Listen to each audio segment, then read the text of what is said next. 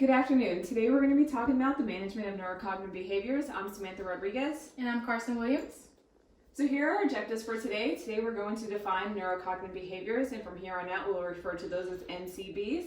We're going to identify diagnoses associated with NCBs. We're going to consider strategies to manage NCBs, and we're going to explain how managing NCBs increases ADL, IDL performance, and overall functioning and independence. And so first off, what is neurocognitive behavior? So basically NCBs result from impairments in neurocognitive functioning. And neurocognitive functioning can include anything from memory to language skills to problem-solving skills to visuospatial skills, and even just skills that give people the ability to learn. And so some common NCBs that might affect someone with a mild neurocognitive disorder consist of difficulties multitasking, increased time to complete daily activities, difficulties remembering past information or even future information, as well as difficulties or changes in their personality and mood.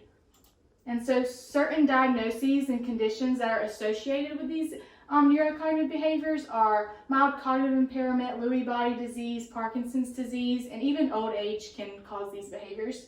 So some aging theories that support neurocognitive decline are developmental genetic theory and lifespan development theory. So developmental genetic theory states that just like development, aging is impacted by genetics, and the lifespan developmental theory says that aging is impacted by biological factors as well as sociological factors.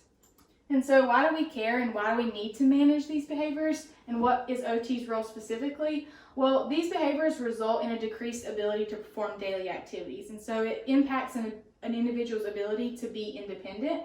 And so a lot of commonly impacted occupations can either be preparing food, cleaning the house, managing medications or finances, or even things as simple as basic self-care skills. And so OTs, we want people to be independent in these activities.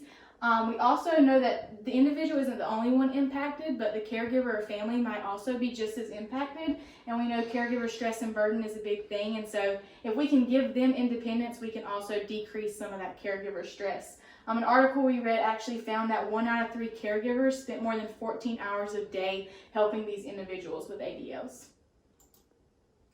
All right, more of the why do we care about this? The prevalence of NCBs in the United States is actually really high.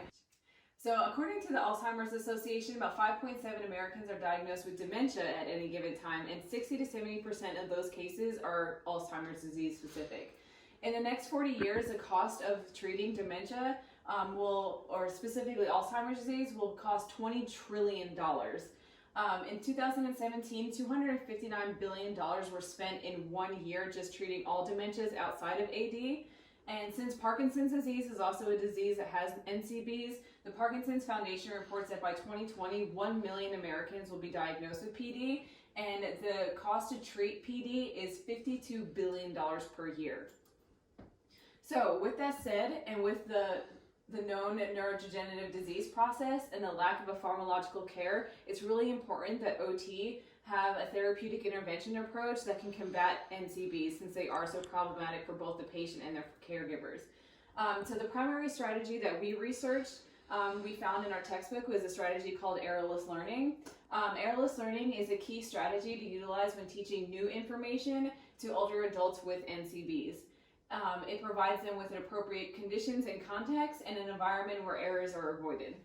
And so in the process of looking up errorless learning strategies, we also found 2 other commonly used strategies. And so I'll just define those 3 before we get into our research results. But like Sam mentioned, errorless learning is when you teach them a task and you prevent all errors from occurring if possible. So you give them step-by-step instructions, you give them a lot of visual cues, and you really walk them through that task. On the other end of the spectrum is trial and error learning or error-full learning. And so that's when you pretty much do the opposite. So you might teach them the task step by step, but you allow them to make their own errors, and you can give them up to 30 seconds of time to be able to correct those errors. And then learning by modeling, it's basically teaching the task and also demonstrating the task at the same time. And with this strategy, you can let the errors be made or you can correct them before. So it can go either way as far as how you want to approach error making with that strategy. And so the first 3 articles that we looked up really focused on IADL performance and task acquisition. And so Deschamps and colleagues found that learning by modeling and errorless learning strategies were the most effective, and they had significant improvements in their task performance even after 4 weeks in comparison to the Errorful Learning, where their improvements were not maintained after 3 weeks. Borges and colleague found that learning by modeling, errorless learning, and errorful learning, they all had improvements, and they also were all stable after 1 month, so they found they all three were beneficial for IADL task completion. And then Vort Randolph and his colleagues found that errorless learning and errorful learning, they both also had improvements in this case as well, but they were not stable after 6 months. But overall, with these 3 articles, we found that errorless learning always did have positive strategies and benefits. And this just builds upon that. These next 3 articles also support the use of errorless learning. So Wu and his colleagues did an 8-week intervention program, specifically targeting eating intake when compared to another group that did not have errorless learning techniques in place. So before and after, there was no significant difference between the treatment group and the control group on the mini-mental, but they did find that the errorless learning intervention group had better self-regulation, and when it comes to eating difficulties, and it ate more proportion of the food that was presented to them during the intervention phase and the post-trial phase. Van Tilburg and their colleagues did 2 groups, one with a control group of healthy individuals and then another group that taught errorless learning with implicit and explicit learning strategies, and they were teaching them 2 novel tasks. So those tasks were brewing a cup of coffee and using a microwave.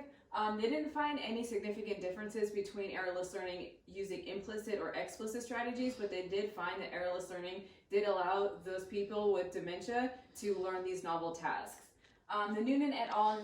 And his colleagues found out that there was no significant difference between errorless learning or errorful learning techniques when it came to object recognition, but they did find that both treatment groups actually were able to increase their object learning scores, and that errorless learning was a means to teach them a novel task. And so with all this information, we kind of just compiled everything we thought was the most beneficial based off the research to make our own proposed program called Cues for Success. And so it's a 6-week program, 30-minute sessions 3 times a week. And the idea is to use these errorless learning strategies when teaching a client a task. So you want to give them as much support as they need, enough visual cues that can help them achieve success and prevent error. And so the staff that we would need for this is we hope that OTs can implement it, but we also want nurses as well as the rehab staff to reinforce it and to follow up. We also want the caregivers and family to be a part of it as well. And so the key tools for this program would be visual flip books for them to make for a certain task that they can flip through and look and be reminded of how to do it, as well as even auditory scrapbooks. And so some scrapbooks you can flip through and it will verbally tell you what's on the page. So we thought this would be 2 good means of cueing that could help them get through these tasks successfully. Great, so the benefits of errorless learning programs, just as a summary, is that errorless learning can increase ADL and IDL performance and maintain independence, which by their kind of promotes aging in place. And by doing that, we also decrease that caregiving burden that Carson was talking about earlier, both physically and psychosocially, because caregiving is very stressful. And then for OT specifically, this is a tool that we can put in our toolbox whenever we go and treat people that have neurocognitive behavior deficits, and that there's also evidence out there just to support that people with dementia can learn novel tasks through the strategy of using errorless learning, both through implicit and explicit means. So just to hit more on the implications and role for occupational therapy practitioners, errorless learning is a better strategy to use for people with dementia over errorful learning practices, especially in Alzheimer's disease. There's an importance to push for occupational-based interventions to prevent errors and increase functional learning. Effective treatment strategies that consider the environment for optimal learning conditions. Reinforcing the use of various cueing prompts that we developed in our program to increase memory recall. And then emphasizes the need for further research on the pilot studies that we did find. So this is really a niche that occupational therapists can further the research for. Thank you for watching. Thank you.